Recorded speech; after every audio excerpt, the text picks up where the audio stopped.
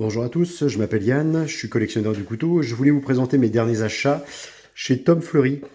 Thomas Fleury exactement. Son surnom c'est Tom Fleury dans le métier de la coutellerie. C'est un coutelier qui se trouve sur les Sables d'Olonne. Il a la particularité, c'est de faire des couteaux souvent avec des compositions avec plusieurs matériaux. C'est un petit peu sa marque de fabrique. Il a fait un couteau qui ressemble, qui est un peu dérivé du London, qui est un ancien couteau qui est très connu. Comme il se trouve sur la côte, il est parti après dans cet esprit-là pour son couteau qu'il appelle le Snard. Du coup, je voulais vous présenter trois modèles que j'y viennent de chez lui, que j'ai acheté. Donc, du coup, le premier modèle, qui est un modèle en cristallium, c'est la particularité de cet artisan. Il a créé, il y a quelques années, sous l'appellation de Tom Fleury, créé pour les autres fabricants des plaquettes en cristallium. C'est un procédé après, c'est de la résine acrylique. Et là, on a une inclusion, c'est-à-dire qu'on vient mettre des objets ou une photo en dessous. Et du coup, ça a un effet proche du verre, ça évite les UV et c'est une très bonne tenue et ça se polit très bien. Il a, entre guillemets, le brevet de ce système-là. Vous le trouvez chez beaucoup de fabricants, chez Dozorm, etc., qui utilisent ces procédés-là où on voit des petits éléments après qui sont directement mis dans le cristallium, ce qui permet de faire plein de fantaisie, faire des mouches de pêche, des dents de requin, on peut faire ce que l'on veut après à la demande. Et éventuellement, vous pouvez aller voir cet artisan-là et lui soumettre éventuellement différents types d'insertion après dans de la résine après acrylique, ce qu'on appelle l'inclusion, pour faire ce genre de choses après. Donc on peut personnaliser entre guillemets même le manche.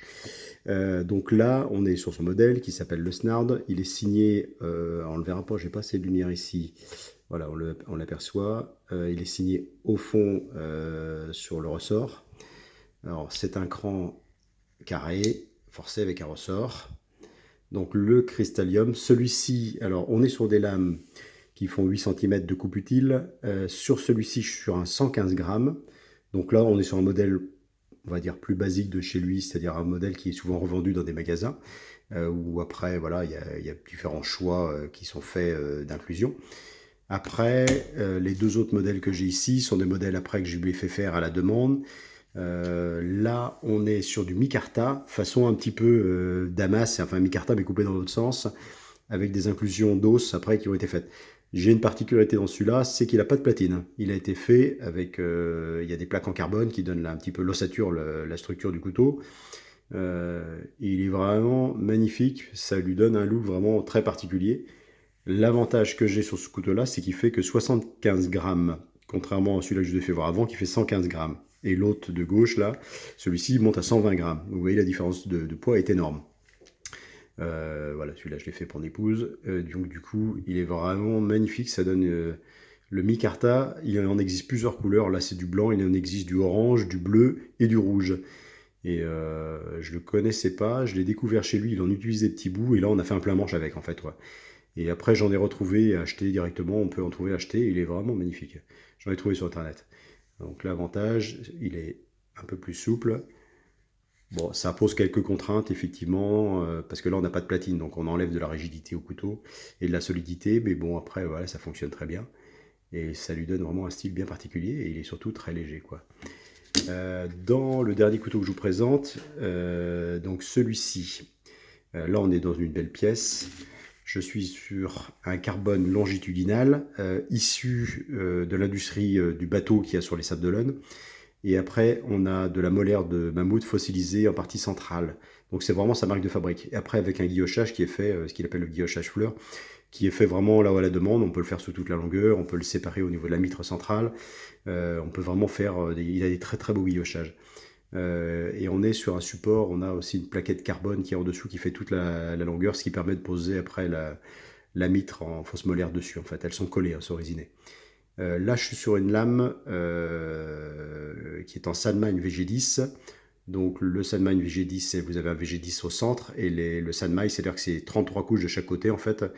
Ce qui donne une dureté à la lame, enfin la partie qui coupe, et une souplesse sur la lame du couteau. C'est beaucoup utilisé en couteau de cuisine et beaucoup de couteliers maintenant l'incorporent dans la fabrication de couteaux pliants, ce qui donne visuellement un damas qui est très très joli, qui est visuellement très joli quoi. Donc là, il a vraiment révélé de manière assez prononcée. pour essayer de se rapprocher un petit peu de la couleur du manche en fait, un petit peu, donc ce qui donne un ensemble très cohérent. Donc voilà, c'était pour vous présenter ces 3 couteaux de chez Tom Fleury au sable de l'âne. Donc là, voilà, on est sur une superbe pièce. L'avantage de ces manches et de ces lames, c'est qu'on a une bonne surface de manche pour faire des motifs et les lames sont vraiment visibles. Il a vraiment une esthétique bien particulière, une gueule bien particulière ce couteau, quoi. Pareil, les rivets, ils sont super. Les rivets mosaïques sont très très beaux. Qu'on peut avoir en partie basse aussi. Enfin voilà, on peut aller très loin dans le détail. Sachant que Thomas Fleury est issu du domaine de la bijouterie et qu'il est capable d'aller très loin. On peut insérer différentes pierres précieuses, etc. On peut aller très loin. Et il travaille beaucoup le mammouth en molaire de mammouth fossilisé, mais aussi tout ce qui est mammouth, défense de mammouth stabilisé. Donc voilà, ce qu'on appelle une lame pied de mouton, le principe des lames après qui ont cette forme-là, la lame pied de mouton, le London. Voilà un petit peu pour vous présenter ces 3 modèles qui sont vraiment pour moi je trouve magnifiques, qui sont superbes. Et j'espère que vous pouvez les rencontrer. L'avantage, il a un atelier, vous pouvez même éventuellement faire un stage avec lui pour le montage de votre couteau.